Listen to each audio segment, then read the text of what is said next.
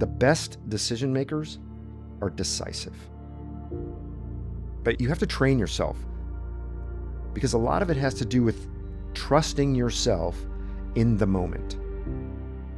Imagine an archer.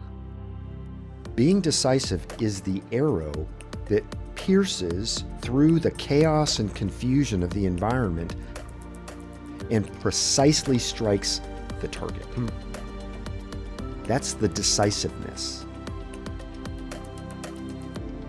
So we're thrilled to have you in and the team that brought you in here to LeaderPass Studios, and it's just been a joy to hear bits and pieces of your story, and I can't wait to talk to you. So thanks for being here. Well, thank you to LeaderPass and to this environment that you've created here. If you can't be creative in this environment, I'm not sure that you're going to be creative anywhere. We have no excuse, is what you're saying. That's pressure on us who work here every day. Well, it's pressure on me as I'm sitting here with some pros to not try to force it. Yeah. Well, we were, the guys and I were watching you as they were going through coaching, because you did some of that today. I want to talk about that. Sure. And we're thinking about your background and all that you've done and all that you've accomplished. And we're sitting there going, this guy's, you got it in you, man. You're a pro at it. And so once you get the repetitions in, I think you'll ease on into your groove there. Thanks. But let's talk about your background. Let's talk about your history in the military, of course, Sure. and your nonprofits and what you do now. Sure. So maybe I'll work backwards. Sure. I am currently a assistant vice president at CU Boulder in Boulder, Colorado, higher education administrator. Prior to the role that I have right now is I was the president and CEO of Springs Rescue Mission, Southern Colorado's largest homeless addiction and poverty center. Oh, wow. Did that for several years. Have some family history with addiction and poverty and homelessness, and it was really a time for me to serve others. It was important to me and my family. Prior to that, I was in higher ed. I was at New York University as a senior administrator. I was the vice president for global resiliency and security for the 15 campuses, 11 countries that NYU has. But the bulk of my professional career for about 30 plus years is I was a pilot in the Air Force. I was a fighter pilot to begin with. Then I transitioned to being a pilot, but also a commander for about the last 15 years when I was in the Air Force. Commanded large organizations in combat, to include Bagram Air Base in Afghanistan. People have heard of it because of maybe a couple of years ago, some things that happened. And then I culminated my career as the director of operations for U.S. Northern Command, which is responsible for the defense of North America. And that was my job, was to defend North America. Wow. That's amazing. That's amazing. My wife says that I don't have a problem keeping a job. I have a problem keeping a retirement. I can't seem to retire. You're moving to the next. Well, you have a lot to add. So, I mean, man, that's incredible. And the experience, and thank you for your service. Oh, thank you. It was a privilege to get to do it. To serve in all those roles is always a privilege. That's amazing. Well, I would ask you about your during your tenure there first, and making our way back up. Now that we started down there, you were in several different conflicts or involved with lots of. Can you just give us a rundown real quickly of some of those? It was a season in our nation. Started off as a young officer in Desert Shield, Desert Storm, Operation Provide Comfort, which was after Desert Storm. I served in a role at during what was called Operation Allied Freedom or Allied Force, which was in Serbia. Okay. And then the bulk of my time, though, of combat time, really was in Iraqi freedom and in enduring freedom, which was in Afghanistan. So Iraq and Afghanistan. I flew the F-111 when I was young, which is an older airplane, no longer in service. Then I transitioned to the F-15E Strike Eagle, which I loved flying. And I had a stint in the F-117 Stealth. Okay. Was this all before Top Gun, your window of time? Or did that come out while Top Gun came out when I was a senior at the Air Force Academy. Okay, and nice. We were very motivated by the movie. You're like, we made a great decision. Right. And then now, decades later, the second one comes out, and I liked both. I thought the second one was actually really entertaining. Yeah. Jim Murphy, who's been with us, talked about that. He was on the a little earlier side, like coming out of school, and that drove him straight into the Air Force. And so it was an influential time. But I thought about you. You got to see both, and you're on either side. Right, So I'm basically on either side of my career. Exactly. Well, I know a lot of what your expertise is obviously leading large groups of people, but also in crisis and dealing with that and how to manage that. So talk a little bit about what you do and where you feel like you enjoy adding value and helping people understand organizations. So this doesn't come by accident. I've spent 4 decades basically making tough decisions at the national and international level. Mostly when it was in the military, some of them were life and death decisions. Right. But we also had decisions that were policy, decisions that were framed by the current events of the day. When I left the military, when I retired, I didn't want to lose that part of my life, because I feel like good decisions are critical to people and organizations. If we can make good decisions, we tend to diffuse crises before they get too big.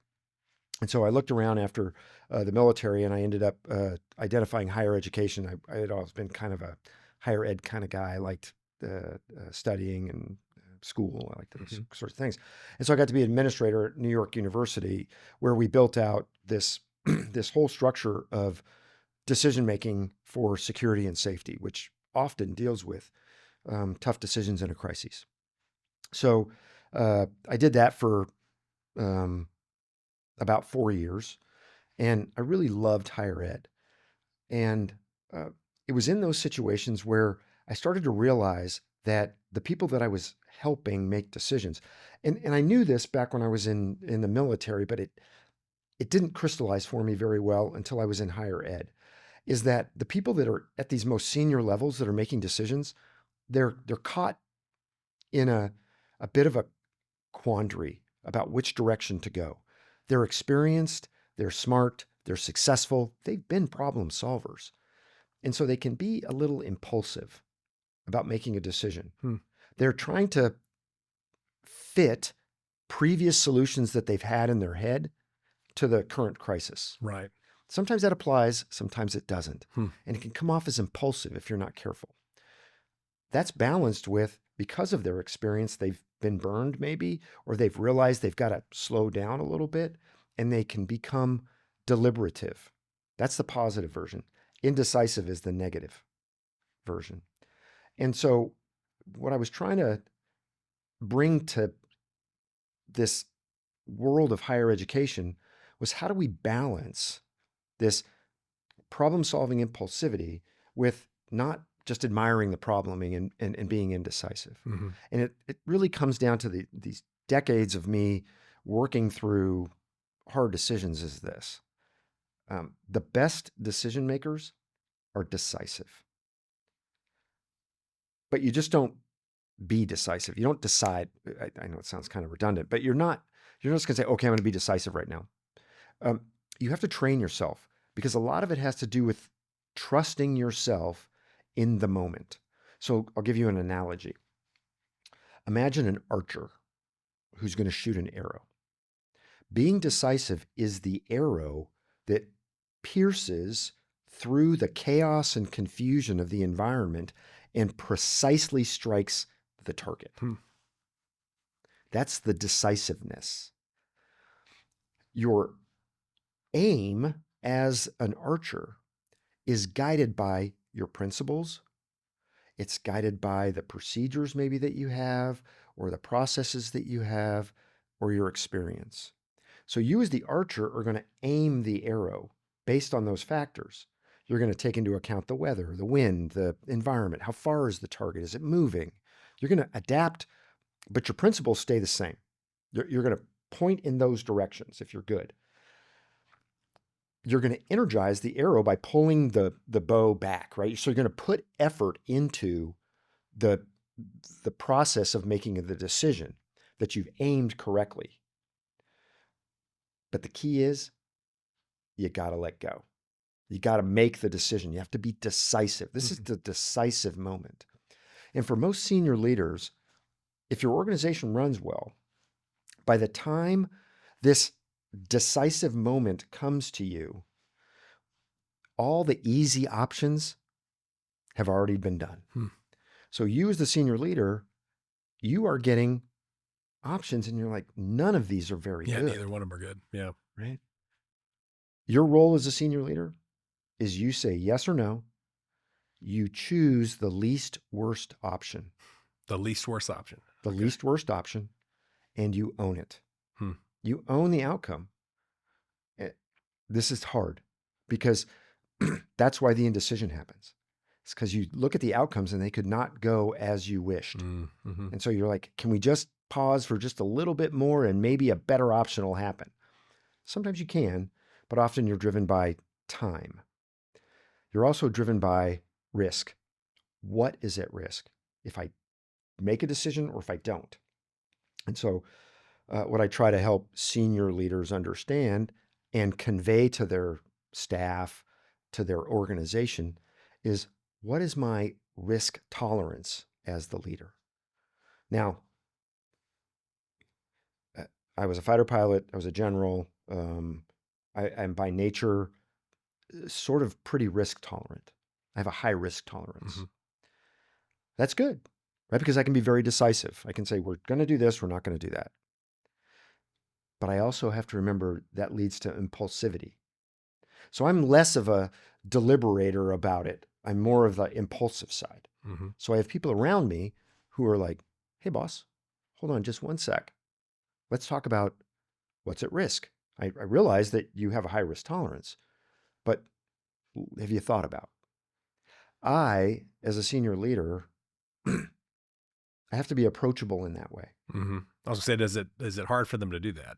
Well, it can be if you don't convey approachability. So approachability can be, imagine you have a house on the block, and the approachable house is the one where the door's open. Maybe there's some music in the background.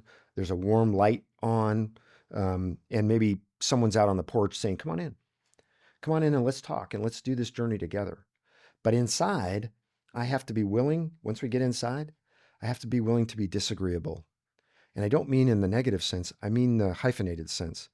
Disagree - able. I need to be able for people to disagree with me.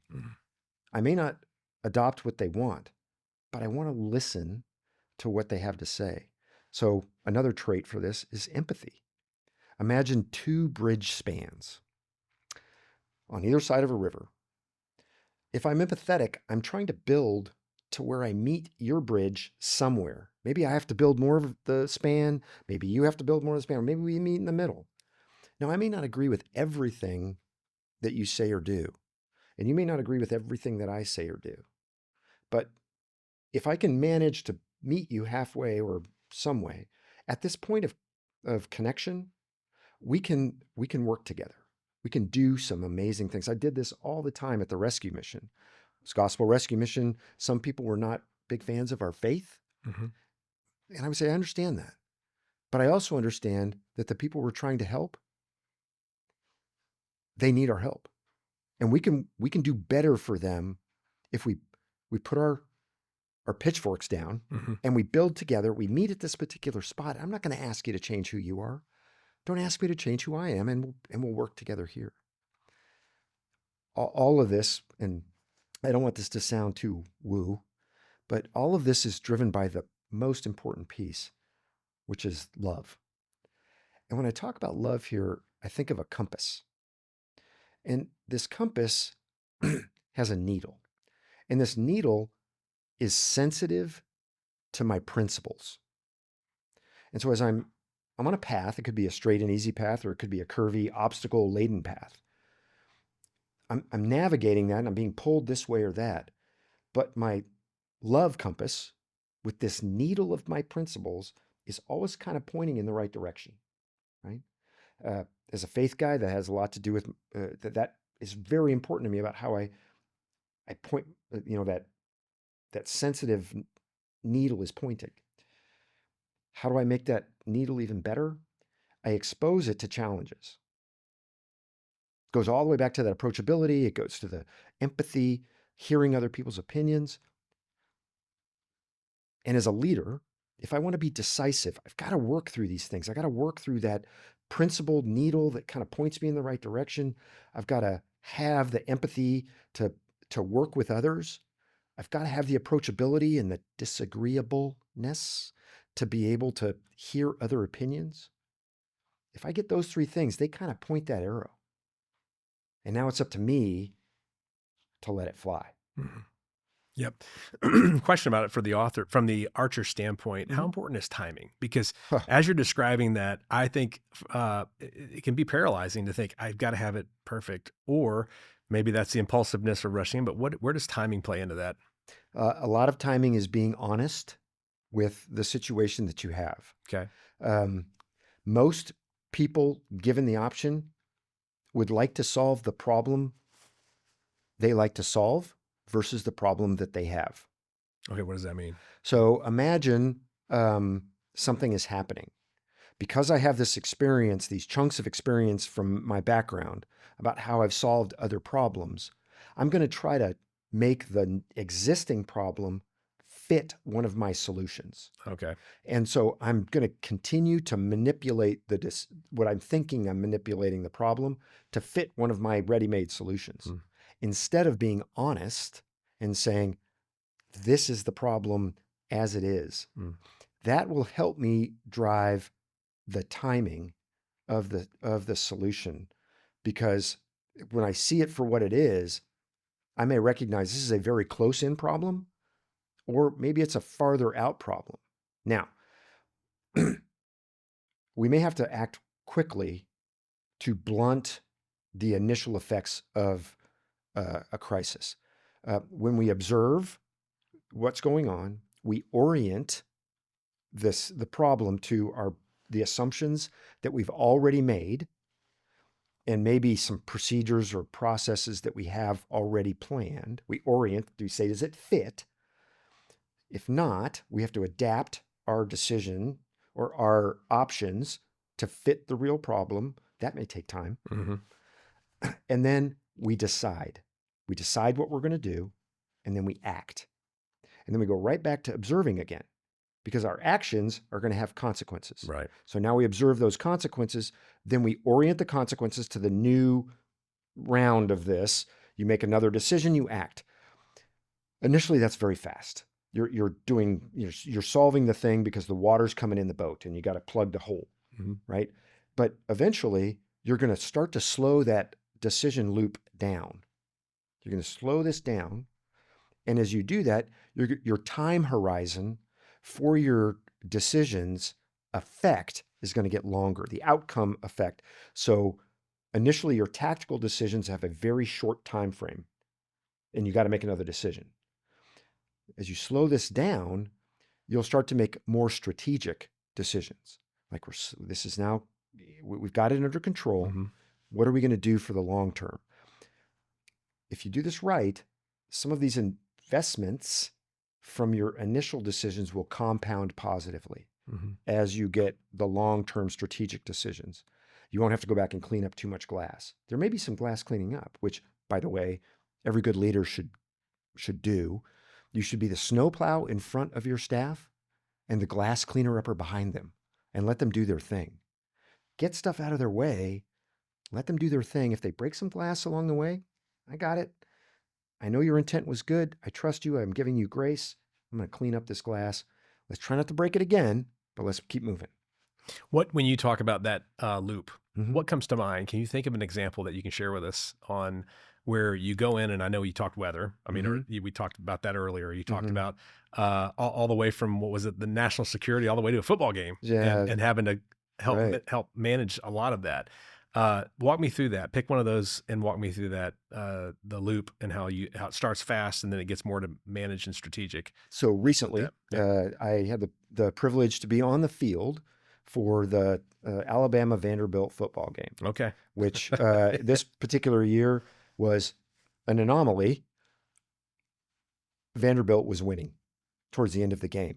it was all great, and people were really enjoying the game, and we were looking at the staff. I happened to be visiting from my university because their stadium was about the same size as ours, and we were kind of making a tour around other stadiums to kind of think about how we were adjusting how people come in and out of the stadium. You happened to be there. Right? We just happened to be there. Yeah. I got to watch this game. It was on national television. It was an amazing game, by the way. But about 5 minutes to go, my staff and I were looking at what was going on, and we looked at the staff of Vanderbilt and said, "You guys know you're going to win, right?" And they're like, "Oh, that, you know." And we said, "Look at that." And we looked up into the stands, and what you could see was thousands of Vanderbilt students. Oh my gosh. Getting ready to come onto the stadium. Coming down. They were getting ready. They were so excited. I mean, it was crazy excitement, right? I don't hold that against them. I think it would be very exciting, right? Yeah. So we said, okay, we got about 5 minutes to go with a plan here, because there's some must-dos. You have to protect the refs so they can get off the field safely, and you have to protect the visiting team so that they can get off the field safely. And so right there, observe, orient, decide, okay, we're going to put like staff out so there's a pathway for the refs and the Alabama football team to get off the field. We're going to make that safe. Right? And you got to do that quickly. And we got to do that right now. Yeah. Right? Wasn't the best plan we ever could come up with, because we had 5 minutes to do it. And you didn't know, so you weren't there to do that. You were just there checking things out. We were just checking things out and said, here's what we have to do. And I don't want to say that the Vanderbilt folks, it was just great that we could partner together to do this, right? They were fired up. They were super fired up. And because they don't have this happen very often, it's not a standing procedure. Right. At our university, it's a standing procedure because for whatever reason, our students love to come onto the field. So we had to make this decision very quickly, but we also had to start slowing the decision loop down a little bit because there were bigger things that were going to happen. Okay. The third kind of must do in most schools is you want to protect the goalposts. Right. Now, at our university, we have hydraulic goalposts that when the game is over, they come down and they are magnet. There's a magnet that holds them to the ground. Wow. So you're not picking that up. So you're not picking it up. Yeah. Right. They didn't have that because they didn't need it. Yeah. So we're like, okay, you got to protect your goalposts. Didn't work. The students came on, thousands of students. They all get around the goalpost. They start hanging on it and they break it off. This was not our, unfortunately, we had experienced similar things before we got these nice fancy goalposts. And so we kind of knew here's some things that could happen. They weren't this right in front of us, but we got to slow it down and make some more options. One of them was, don't let them take the goalposts up the stairs and throw it over the side of the stadium. Because that would have been super dangerous. Could have happened. Super dangerous. Yeah. Yeah. Right. Yeah. On the other hand, give them a pathway out of the stands and onto the street. Give them room, create That's what they want to do, right? Yeah. So in this particular case, as with most of these kinds of crises, if you're not really sure what to do and you have an option not to add energy to the crisis, don't. Like, don't pick the option that adds energy. If you do add energy, it should be to kind of take oxygen out of what could be combustible, right? Okay. So what would have been adding energy in that situation in a bad way? To start like pulling kids off of the, say, don't do it, trying to arrest them, trying to do that kind of thing. It would have just added so much energy that the kids probably would have, I don't know this, obviously, hypothetical, but it could have been confrontational. Right. On a more serious note, you saw universities this last year experience lots of protests on campus. And sometimes you needed probably to add a little more energy to the event earlier on to pull oxygen out of it. Mm-hmm. And some universities did not do that. And these encampments grew, and the conflicts between administration and the students grew, and the faculty, and they really had a bad problem. Mm-hmm. It took its toll on leadership in several big universities because the crisis became not just an operational and financial crisis, but it became a reputational crisis. Mm. And when that happens, boards of trustees, boards of directors, they're going to start making decisions because they can't really tolerate losing the reputation of the institution. Yep. You talk a lot about the difference between a crisis and a problem. Mm-hmm. Walk me through what that means, Sure. because your perspective on that was actually refreshing. As I heard it, I thought, okay, because it almost becomes manageable. Right. Your approach to that. Talk about that. This is a question I get all the time, Jack. What's the difference between a crisis and a problem? A crisis happens or might happen, and you're planning for it, but you don't solve it. So I live in a state where there's a lot of snow, and we sometimes get even more snow than we want. And that's a crisis because it's a snowmageddon. That's the term, kind of. Well, we're having snowmageddon. But I don't solve the weather. I don't go out there and say, stop snowing. Right. What I do is I convert and break down the crisis into problems, because it's problems that we solve. So I never come to my leadership and say, we have a crisis. I say, we have a problem. That can be solved. Yeah. Chancellor, we have a problem. We need power because we've lost power to some of our buildings. We need water because some pipes froze. We need the parking lots cleared and the roads cleared, and we need a safe way for the students to get into the dining facility because they need to eat and they don't cook in their rooms. Mm-hmm. I mean, these are problems, right? And now we have people that remove snow. Why? Because we live in Colorado and we know that it's going to snow. So this is something that we plan on. Mm-hmm. So if I stop talking about the crisis and I start talking about the problems, and maybe even I identify some of these problems before they happen, I can then start to build procedures, plans, processes that literally turn the problem into just issues we need to solve. They become kind of a list of issues that we need to solve. Mm-hmm. If I practice that enough, and maybe even do it real world enough, it just becomes day to day. So in Colorado, recently we had a bunch of snow, and we never called it a crisis. We just pulled out it's a snow day crisis, or it's a snow day checklist, and we started working on the checklist. Yep. And we just went down the checklist. Because you can solve those. And we solved them, right? And when you transition from crises and problems, which typically have a lot of trauma involved with them, mm-hmm. down to issues in what you do day to day, you're dealing more with drama with a D. Drama, because you've factored out a lot of the risk, right? I go back to that risk.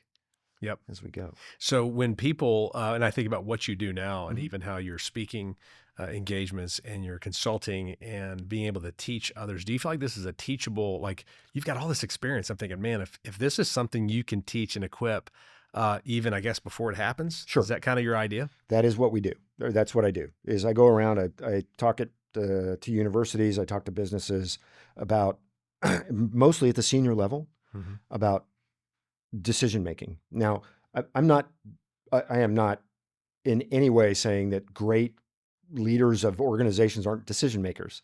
They know how to make decisions. It's the crises that can paralyze people, right? So tools. There's two tools that I think are incredibly important. One is this idea of the checklist mentality. If you can bring a checklist that you as the senior leader and your staff can reference, you have an immediate format and framework to work through, right? So that's part of that. Instead of a crisis, instead of a problem, it's just issues down to the day-to-day. And is that someone doing that? Is that the leader coming up with that list? Or no, typically it would be somebody like me coming into a company or an institution and walking them through this and developing, because they're all kind of unique, developing a unique checklist for them. I don't have the visuals, but most emergency response books are like this thick, right? They're just giant. And if you hand that to your senior leader, they don't read it.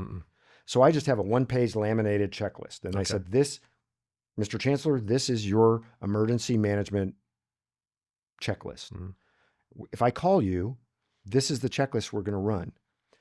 Second set is when we make that call and I say, Chancellor, we have a problem. We have agreed on 4 core questions. Okay. And these 4 core questions will simplify your information flow and, more importantly, your decision-making process significantly. Okay. And so we focus on these 4. The first question is this: Mr. Chancellor, we have a problem. His very first question to me is, what do we know? Question 1, what do we know? What do we know? And what I mean by that is for fact. Like, we know this, not what we think we know. We know this. So initially, that's going to be pretty small. The second question backs it up, which is, what don't we know? Why is this an important question? As the leader, if I ask my staff, what do we know? But then I ask them, what don't we know? I'm giving them permission to not know stuff. Right. Where they're trying to frantically show you that they know everything. Right. Or I'm telling them, you don't have to know everything right away. Remember that OODA, or that loop of decision making? This is the tight version, right? Right now, I know you don't know a lot. So just tell me what you know. And because I'm giving you permission not to know everything, I can really trust what you just told me we know. Yeah. Because you don't have to snow me. Mm-hmm. Also, you don't have to wait to talk to me, because you're not waiting in your office going, okay, he might ask this, he might ask that. Yeah. It's like, I'm just going to tell him I don't know. Here's what we know, here's what we don't know. The third question is, what are we doing about it? So I'm asking them, we don't know some stuff. What are we doing about it? Now, if I've been good at my job, I have taught my leader, this is how we come up with options, our process, so that when they get these options, maybe they're not great, but they know where they came from. That's where the what don't we know, when I come back to them with, well, this is what we're doing about it. Now they say, okay, I know how you got there. I don't like them, but I get it. Right? Right. The last one, particularly for the senior leader, is who else needs to know? Because a lot of times, as the problem solver, I'm dealing with the folks that are my peer level, but I could use some help from the boss. Right? So as the leader, I should be asking them, who else needs to know? Yeah. How can I empower you by being up and out, making the connections, maybe in the community, maybe with a resource, maybe it's somebody else in the organization that needs to know, right? So those 4 questions, if you as the leader are ready to ask me those, and I as the staff am ready to answer them, as soon as I come to you and say, Jamie, we have a problem, and your first question to me is, what do we know? We're off and running.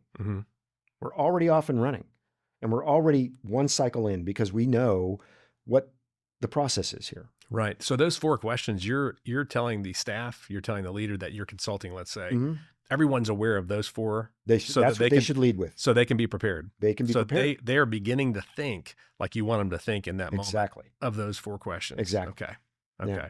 Yeah. These are really powerful ways to streamline and accelerate this checklist mentality, these 4 core questions. Now, I do have to caution, I think is a better way to say it, senior leaders about reaction. So it's not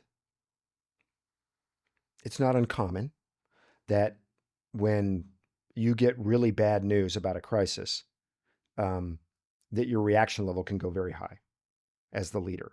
So imagine I have a scale here, X and Y scale, and the Y scale is how much I react.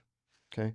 So if something happens and I react here as the leader, my staff subconsciously is going to react above that, because they want to prove to me that they're as bought in or more bought in than even I am. Yeah. Like I'm loyal, right? So we as leaders, we have to know this, and we have to react at the lowest possible level that we can emotionally, and then push it down one more level. So that's that duck on the water that looks serene, but their feet are going. There are many times in the military, in higher education, in my own house, where there's a conflict between, say, my wife and my daughter, and I walk in on it. I don't know what the conflict's about, but the voices are elevated. I'm right up here, because I'm going to protect my wife. Sure. Subconsciously, I just feel that way.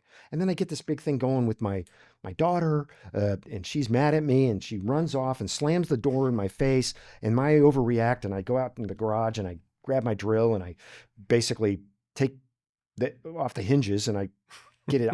By the time I'm out in the garage, I realize I've overreacted. The door isn't unhinged. I am, at this point, right? Right. Here I am, this big general, and I can solve big problems at work. Yeah. But I get home and I'm like, I don't know what to do. I'm just going to, overreact. Whereas instead, if I come in and I'm like, whoa, what's going on here? Right? This does not sound right. We don't do this in this house. Come on, let's talk about this. Mm-hmm. Same thing in combat. Everybody's going to look at you, the general, and if you panic, not good, right? You've got to be the one that walks into the situation and goes, looks like it's going to be a long day. I hope everybody had breakfast. Let's go, right? So those three things, like the checklist mentality, these 4 core questions, and how to control our reactions when it initially happens. I think those 3 tools, just in and of themselves, there's many more, but just those 3 are transformative when it comes to a senior leader addressing what is labeled a crisis, but which we drive down to problems, issues, and the day-to-day solutions. And did you learn this along the way, or is it something that you've kind of observed? Mostly it's not, as I was becoming more senior, first of all, I was in the position where I was speaking to senior leaders, whether they were national senior leaders at the highest level of government. You can imagine who those people were, internationally. And I would try to present information like, this is a way to solve this. And I wasn't connecting.